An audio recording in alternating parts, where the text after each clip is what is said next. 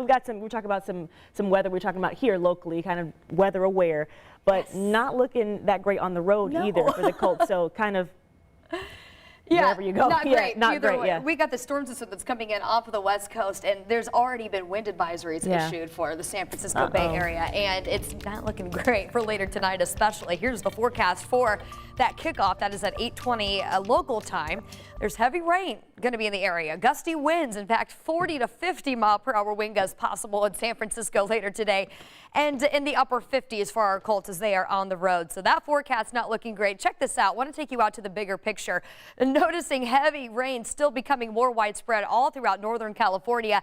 That's the storm system they are dealing with. As we take this back closer to home, we've got a secondary area of low pressure that's been developing through the Great Plains states, lifting through as a warm front now. That's what's bringing this initial rainfall in, but noticing still back to our west, we've still got this cold front that's draped through the Plains states, and that's going to be that developing factor that brings us that severe risk later in the day today. Here's what we've got here locally, putting this radar into motion over the past hour, noticing that we are still seeing frequent lightning developing in the southern Wabash Valley.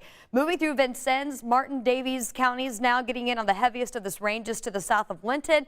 This rain has now moved into Bloomington, and we've got some of these heavier downpours that extend all the way up to Terre Haute, pushing into Greencastle now. So we've been focusing so far this morning on southern Indiana where the rain's initially moving in. But as we get into the afternoon, this warm front's going to lift through and stall out in northern Indiana. And that's where we have that highest risk of flooding, and that flood watch already in effect, going to be in effect through early tomorrow morning. All of these green highlighted counties here. So this includes Kokomo, Peru up to Lafayette.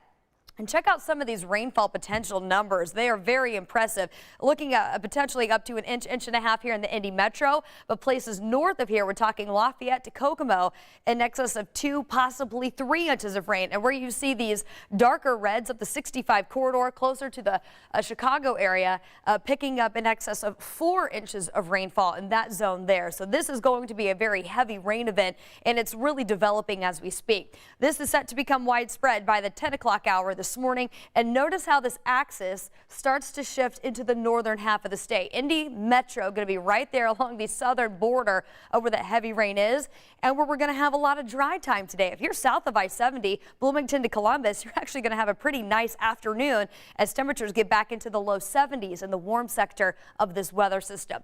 This is going to take us through 9 p.m. Notice that the heavy rain stays pretty consistent in the northern half of the state as that cold front develops out west, and that's where that highest risk of strong to severe storms is going to be. Western part of the state as we get into the evening, especially where you see that yellow highlight, Greencastle to Terre Haute.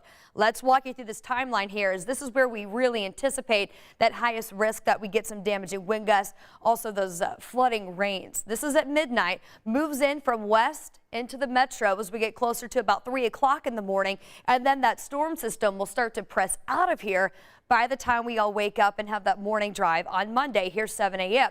We're not quite done with the rain just yet, though. We'll have some wraparound moisture on the backside of that system, so we're going to keep at least some scattered showers in the forecast for Monday as temperatures start to plummet Monday afternoon. In fact, Monday is going to be one of those weird days where we actually see the high temperature happening in the morning, and then on the backside of that cold front, the numbers continuously drop back through the 50s during the course of the day on Monday. So 60, a little deceiving there. Most of our day is going to be in the 50s. We fall all the way back to 43 to get the day started on Tuesday. A couple dry days, middle part of the week before a second storm system brings another round of rain in for Thursday and Friday.